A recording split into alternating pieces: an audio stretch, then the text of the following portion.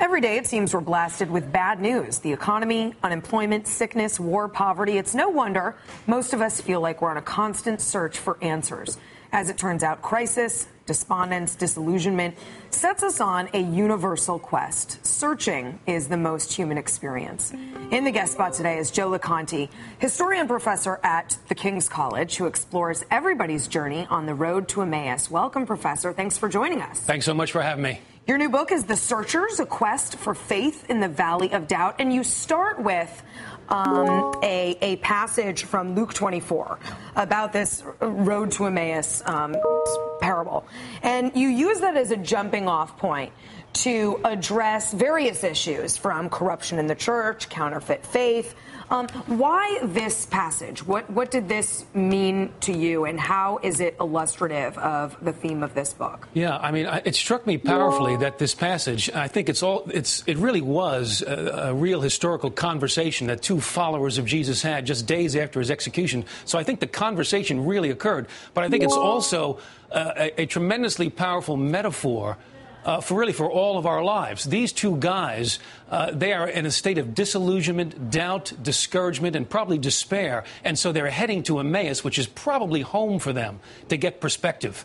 And it seems to me, all of us, we're either on that road to Emmaus or we're going to be on it pretty soon, in the sense that some of our most deeply held convictions, beliefs, ideals, they're going to be challenged, they're going to be shaken. Maybe our dreams are going to turn to powder, and we're going to need perspective. And I just think there are tremendous insights in this passage from Luke about how to move from this place of doubt and disillusionment into faith and hope. You know, Joy, I noticed you weave a lot of cultural references into the book. You know, there's John Wayne, Elvis, the X-Files, I think even the Liam Neeson movie Taken. Yeah. I wonder sort of the rationale behind that. Is it sort of essential to be talking about faith, to be writing about faith these days, to incorporate culture into that, to put it into a modern context? Well, I think that is some of it. But I think also what I'm trying to show is that the various themes that are raised in this discussion, this conversation, themes about grief, about doubt, disillusionment, the idea of resurrection, the poison of religion. These themes, they are just, they're in our own culture. They're in our lives. And we kind of need to see how the concept from the Scripture can actually connect to our everyday, practical, real-life experiences. And I found myself increasingly frustrated, I think, by sermons in church that didn't seem to connect the Scripture really to my own life. And as a layman, I wanted to take a shot at it. So, Joe, you mentioned the poison of religion, and you're critical in some ways of the professional church. You quote also from Pascal, and you say, men never do evil so completely and cheerfully as when they do it from religious conviction. Yeah. On the other hand, some of the greatest and most humanitarian works are also done in the name of religious conviction. Yeah. Where do things go awry? I mean, are there sort of warning signs or telltale signs there? Yeah, great question. I mean, what I call the poison of religion, and we have the cynics out there. I'm trying to reject two extreme views. The completely cynical view, which says that religion poisons everything, that there's nothing good about religious belief. That's the cynical view. Let's reject it. But then also, I think even within the religious communities, the Christian community, that doesn't take the problem of greed and selfishness and the will to power seriously enough. And that's what I'm trying to get at this chapter. So often what we have is really the will to power masquerading as piety. It's not just a Christian problem. It's not just a Jewish problem or a Muslim problem. It's a human problem. And I think particularly Christians have to be more candid about how that poison of religion, the will to power, is still within the churches. It's a problem in our midst. Joe, I think one of the problems that we have today is that people are searching and finding what they want in celebrity, that they end up sort of worshiping celebrity as these people are gods greater than normal human beings.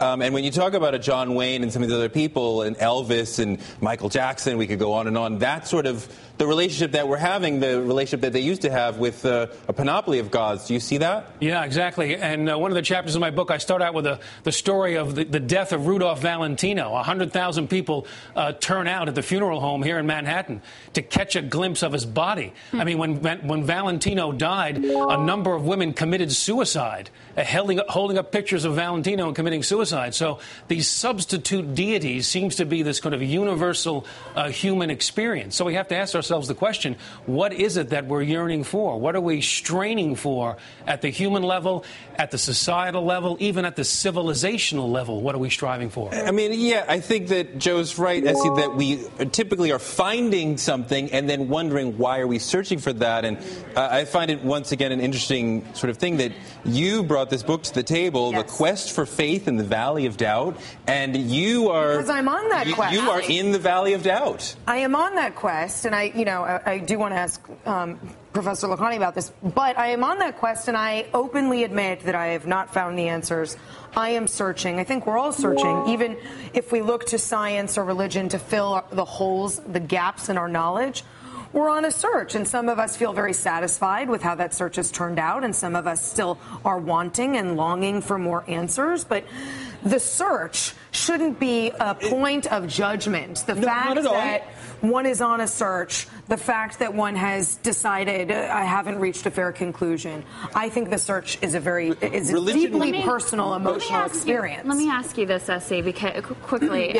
You self-identify as an atheist, which usually means not so much that you're in a valley of doubt, but that you have decided that there is not a God. So the distinction I use is I'm not an agnostic because I'm not saying I don't know. I firmly believe there is not a God. I would love something to change my mind, and so I read a lot of this kind of stuff, and I study this, and I talk to great people like Joe about these issues, and Dinesh D'Souza. I mean, I have great conversations, and I can't get enough of this. But I mean, Professor Loconte, to this, and we've talked about this before, as you know, I'm not a believer.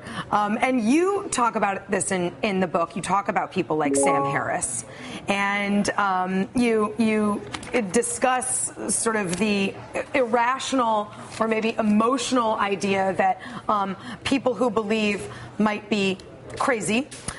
You write, quote, "We might wonder what kind of emotional personality can so easily condemn the vast majority of the world's population as a seething, insane asylum." I love it. I am not in the camp that condemns believers, but is there hope for someone like me? I mean, you talk about the universal experience of disillusionment. Is there hope for someone like me? Say no, Joe. There's no hope. There's no hope for it. No.